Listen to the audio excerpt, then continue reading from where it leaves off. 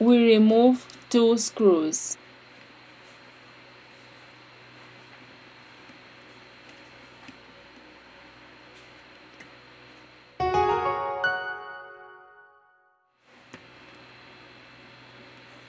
We eject the SIM tray and the micro SD tray. We remove the back cover.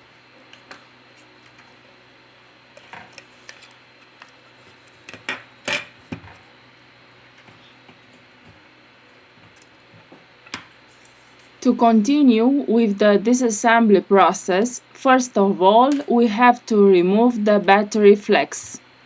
To loosen the adhesive, we use a contact cleaner or isopropyl alcohol. We remove the battery. In the description, I leave you the links of the tools and spare parts that we use. If you liked the video, don't forget the like. Thank you.